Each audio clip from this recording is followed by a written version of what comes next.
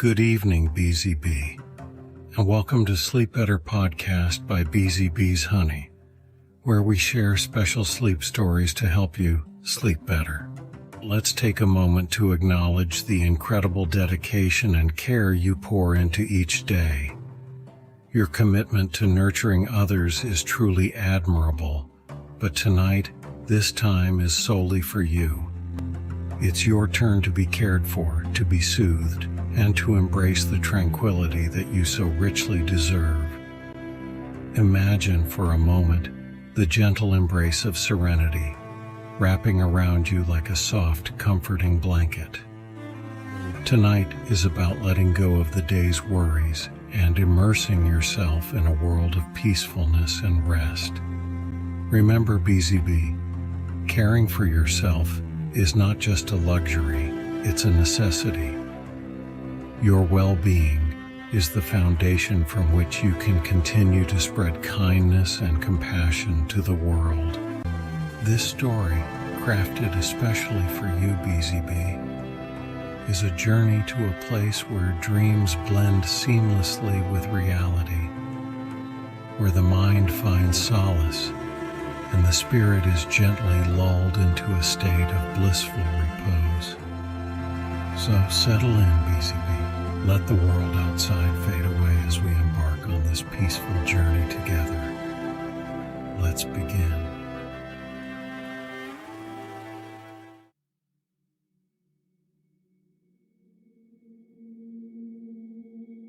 In an age when the world was younger and the veil between the divine and mortal realms was thinner, the gods of Olympus reigned supreme, their desires and disputes shaping the fate of the world below. Yet, beyond the gleaming halls of Olympus, in a shadowed corner of the cosmos, lay the tranquil and often overlooked realm of Hypnos, the god of sleep. This was a place of profound peace and enigmatic darkness, where dreams fluttered like moths under the moonlight, weaving fantasies and nightmares with the same delicate threads.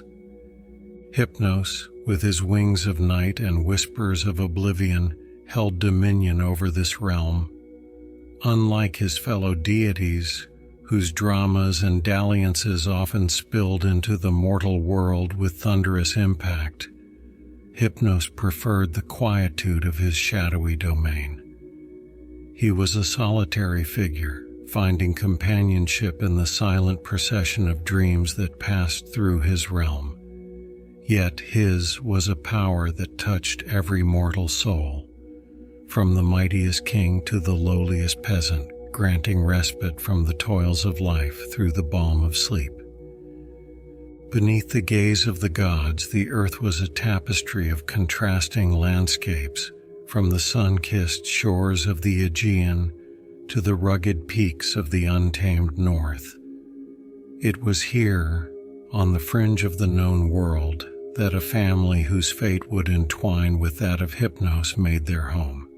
This was no ordinary family, but one marked by the gods, though they knew it not. The patriarch Aeson was a man of the earth, his hands as gnarled as the olive trees he tended, and his heart as vast as the open skies. His life had been one of hardship and toil, but also of profound love and joy, shared with his wife, Helena, and their 3 sons. The eldest, Nikos, bore the weight of expectation like a mantle, his shoulders broad and his gaze steady. He was his father's son, rooted in the traditions of the past, yet always looking to the horizon.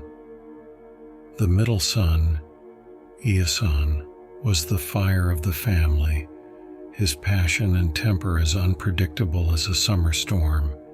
Yet beneath his brash exterior lay a deep well of compassion. And then there was the youngest, Nikos, with eyes as wild as the untamed forests and a spirit that yearned for freedom beyond the confines of their world. Nikos was the embodiment of the restless heart, never content to linger long in one place, always drawn to the shadowed paths and the mysteries they held. It was this youngest son, with his dreams of distant lands and his disdain for the shackles of tradition, who first caught the attention of Hypnos. There was something in Nikos's restless spirit that mirrored Hypnos's own solitude, a similarity that drew the god's gaze time and again. Hypnos watched as Nikos wandered the forests and climbed the mountains, seeking something he could not name, a yearning that echoed in the god's own heart. As the seasons turned, Hypnos found himself increasingly drawn to the mortal realm, his visits to the world of men becoming more frequent. He watched over the family unseen as they celebrated and mourned, as they loved and lost. In the tapestry of their lives, Hypnos saw the reflection of the divine dramas played out on Olympus. Yet there was a purity in their joys and sorrows that the gods had long since forgotten. Amidst the beauty and brutality of the mortal world, the boundary between the realms of God and man began to blur for Hypnos. He knew the laws that governed his kind, the edicts that forbade direct interference in the affairs of mortals. Yet, as he observed the family, and Nikos in particular, a desire to reach out, to intervene, began to grow within him. It was a dangerous longing, one that threatened to upset the delicate balance between the divine and the earthly. And so, as the first whispers of dawn crept across the land, Hypnos made a decision that would alter the course of destiny, not just for the family he had watched over, but for himself as well. In the realm of dreams, where his power was unchallenged, he would extend an invitation to Nikos, offering him a glimpse into the world beyond his waking life. It was an act of compassion and curiosity, a bridge between the god of sleep and the mortal with the restless heart. But even gods cannot foresee all ends, and the threads of fate are woven with intentions both dark and light. The journey upon which Hypnos and the family were about to embark would be one of discovery and despair, of love and loss, a saga that would echo through the halls of time, reminding all who heard it of the thin line that separates the divine from the mortal. The family, with Aeson at its head, was a microcosm of the world's varied facets. Aeson, having faced the vicissitudes of life with a stoic resilience, had instilled in his sons the virtues of honor, courage, and the value of the land that sustained them. Helena, their mother, was the family's heart, her wisdom and warmth a guiding light through their darkest days. Their home, nestled in the embrace of the earth, was a haven, yet also a crucible that forged the brothers into men. Nikos, ever the dutiful son, carried his responsibilities with a grace that belied the weight of his future role as the family's patriarch. His connection to the land and his family was unshakable, his decisions always made with their welfare in mind. Yet beneath his calm exterior, there lay a well of unexplored dreams, a desire for something beyond the boundaries of their estate, often quelled by duty and love. Iason, with his fiery spirit, was the tempest to Nikos's tranquility. Where Nikos tread carefully, Iason charged forward, led by his heart's passions. His love for his family was fierce, matched only by his quest for justice in a world he often found wanting. Iason's battles were not only with the world but within himself, struggling to reconcile his inner fire with the peace he sought. Nikos, the youngest, was the wild card, his soul as untamed as the wind. His brother's contrasts were mirrored in him, yet magnified by a wanderlust that no horizon could satisfy. Nikos's relationship with his family was a tapestry of love and conflict, his desires often clashing with their expectations. His dreams were vivid, filled with lands unseen and adventures unclaimed, a constant source of both wonder and worry for his family. It was these dreams, vibrant and all-consuming, that first drew Hypnos's attention. The god of sleep, accustomed to the muted whispers of the subconscious, found Nikos's dreams a riot of color and sound. They were windows into a soul yearning for freedom, for a life untethered by the mundane. Hypnos, moved by the young mortal's fervor, began to weave himself into Nikos's dreams, subtly at first, offering glimpses of realms beyond imagination, places where the earth touched the sky and the stars sang in harmony. Hypnos's fascination with Nikos and his family deepened with each passing night. As he ventured further into the fabric of Nikos's dreams, he saw reflections of his own hidden desires, a longing for connection, for understanding beyond the confines of his divine existence.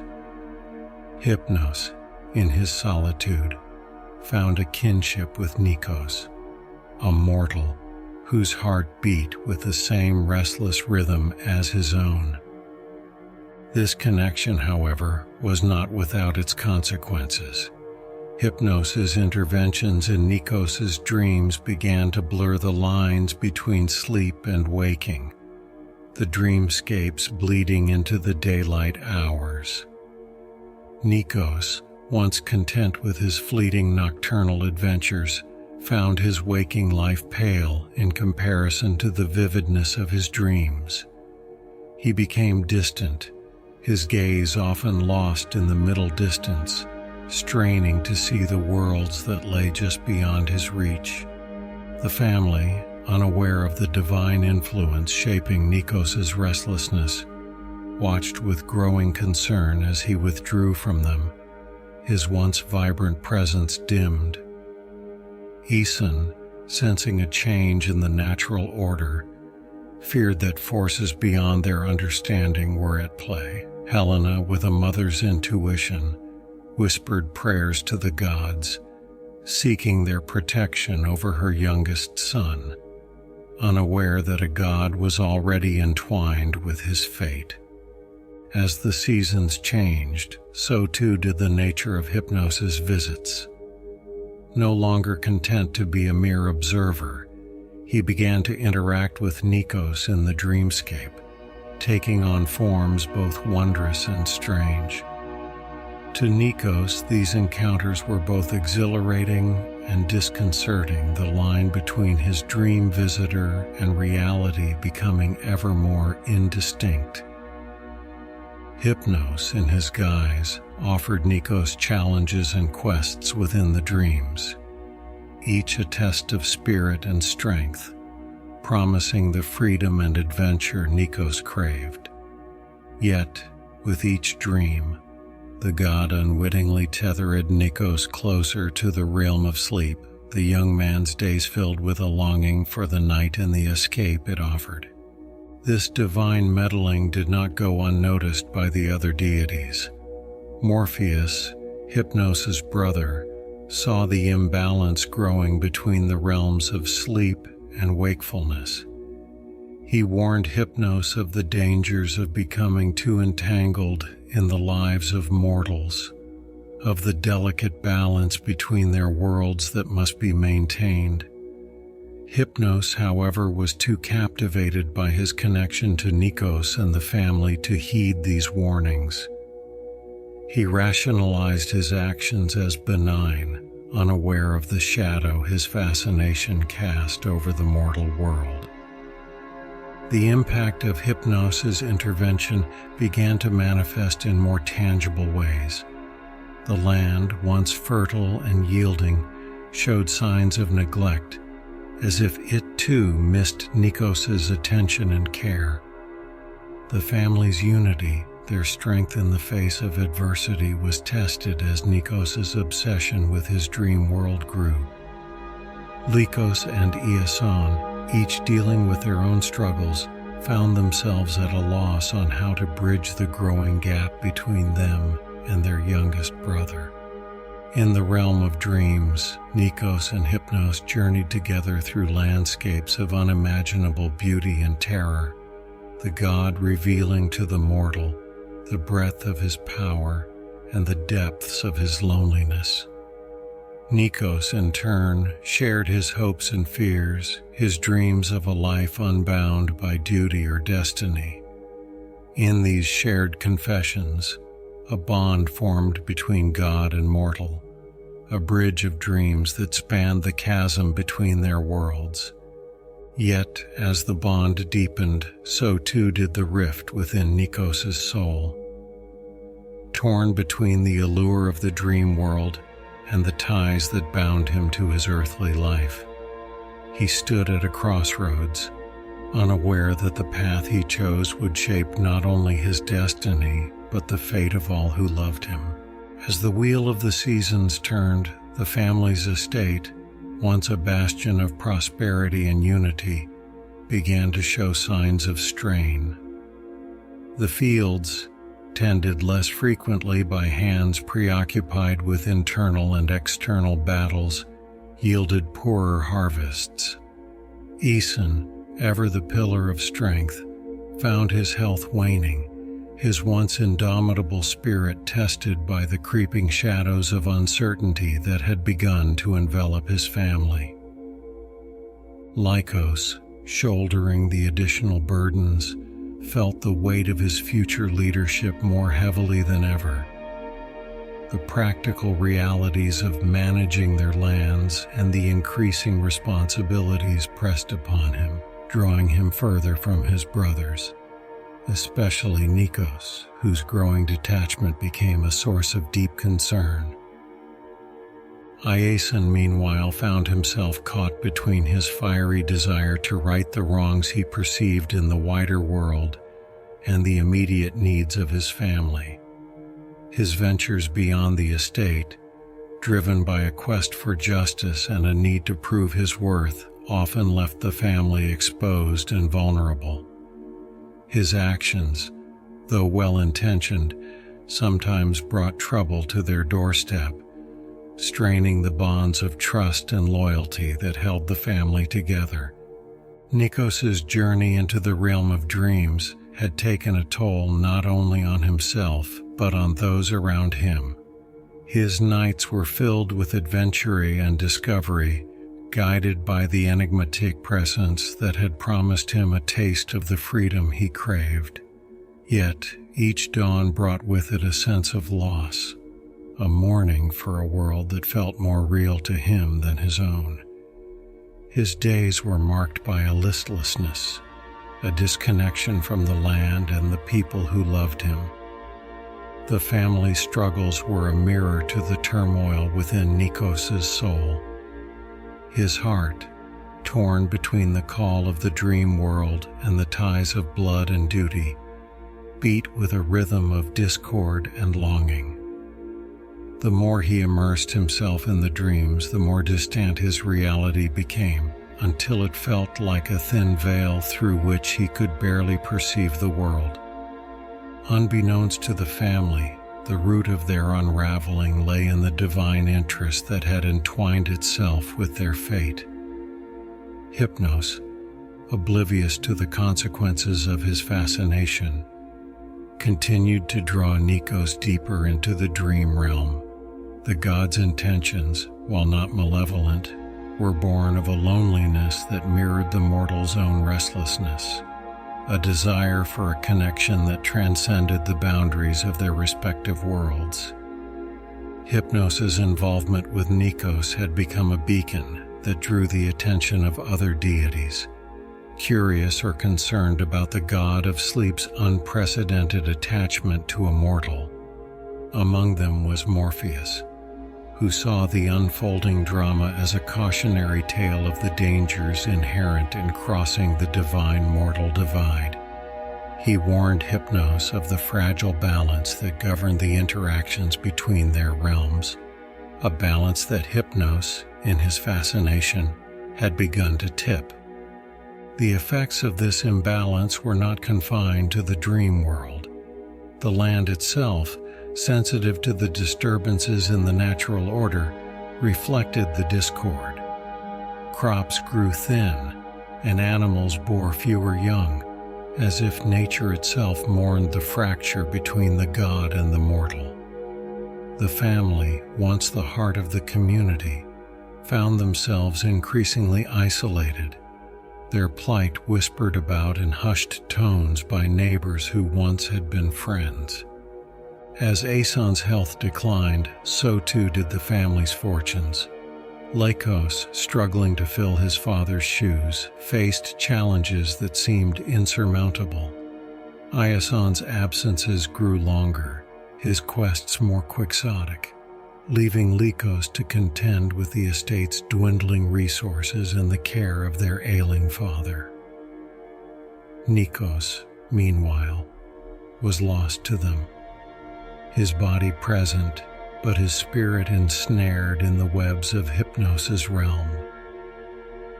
It was during this time of desperation that Hypnos, in a moment of clarity, realized the depth of the impact his interactions with Nikos had wrought. The god of sleep, so accustomed to observing the mortal world from a distance, found himself confronted with the tangible consequences of his actions. The realization came as a shock, a jolt that awakened him to the complexities and responsibilities of his power. Hypnos, in his wisdom, understood that something had to be done to rectify the imbalance he had caused. Yet, his options were limited by the laws that governed the divine, the edicts that forbade direct interference in the mortal realm. He was caught in a paradox of his own making, a god who had reached too far into the human heart, only to find himself ensnared by the very emotions he had sought to explore. The god's dilemma was mirrored in the mortal realm by the family's struggles. They faced a crossroads, each member pulled in different directions by their desires, their duties, and the changing world around them. The unity that had once been their strength was fractured, leaving them vulnerable to the storms that gathered on the horizon. In this moment of crisis, Hypnos made a decision that would alter the course of their lives forever. He chose to intervene one last time, not through the dreams that had brought them to this precipice, but in a manner that would require the greatest sacrifice a god could make. His plan, born of love and loss, was a gambit that held the potential to mend the rifts within the family and between the worlds of God and mortal. Yet, as with all actions taken by those who wield power over fate, the outcome was uncertain. The threads of destiny, once pulled, could unravel in ways that not even a god could foresee. Hypnos, with a heavy heart, set his plan into motion, hoping to restore the balance he had disturbed and to give the family a chance to reclaim the unity and purpose they had lost. The stage was set for a confrontation between the divine and the mortal, a test of wills and hearts that would determine the future of both realms. As the family gathered, facing the challenges that lay ahead, they found themselves not alone but watched over by a god who had come to care deeply for their fate. Together, they would face the storm, their destinies intertwined in a tale of love, loss, and redemption that would echo through the ages. The estate lay quiet under the blanket of night, a stark contrast to the turmoil that had gripped it for months. In the deepest hours of the night, when the world seemed suspended between yesterday and tomorrow, Hypnos, cloaked in the ethereal shroud of his divine essence, embarked on his final journey into the mortal realm. This time his purpose was clear, his resolve steel. He would offer each member of the family a dream, a beacon in the darkness to guide them back to each other and to themselves. Under the silver glow of the moon, Nikos found himself standing in the midst of their fields. But these were not the withered grounds he had grown accustomed to. They were vibrant, teeming with life, a vision of what could be. As he walked, the earth beneath his feet whispered of resilience, of hope. Figures emerged from the shadows, faces of the community, their eyes reflecting trust and unity. They looked to him, not with expectation but with belief. Nikos awoke with the dawn, his heart lighter than it had been in years, filled with a renewed sense of purpose. The vision had shown him not just the potential of the land, but his own capacity to lead and inspire those around him. Hyacinth found himself on a battlefield, but not the kind he had imagined. This was a field of his own making, strewn with the consequences of his rash actions and unchecked anger. Amidst the chaos, a figure appeared, serene and unyielding, a mirror of his potential for balance and justice. The figure led him through the turmoil, guiding him back to his family, the true bastion against the storms. As the dream faded, Hyacinth was left with a profound understanding of his strength, not as a weapon but as a shield for those he loved. In the realm of dreams, Hypnos appeared to Nikos not as a shadow or a whisper, but as a companion. Together, they journeyed through landscapes of unimaginable beauty, realms that stretched the boundaries of imagination. Yet, with each step, Hypnos's form grew more translucent, his essence weaving into the fabric of the dream. The greatest adventure, Hypnos imparted with a voice fading into the ether, lies not in the lands beyond, but in the heart of your world. Nikos watched as the god of sleep dissolved into the dawn, a sacrifice made to anchor the young man's spirit to the waking world. As the morning sun breached the horizon, casting its golden light over the estate, the brothers awoke with a shared sense of clarity and purpose. Their hearts, once burdened by the weight of their trials, now beat with the rhythm of unity and determination. The days that followed were marked by a transformation not just within the family, but across the land. The fields, once barren, began to yield their bounty once more, as if nature itself responded to the renewed bond among the brothers. The community, sensing the change, rallied around the family, their combined efforts turning the tide of misfortune that had threatened to engulf them.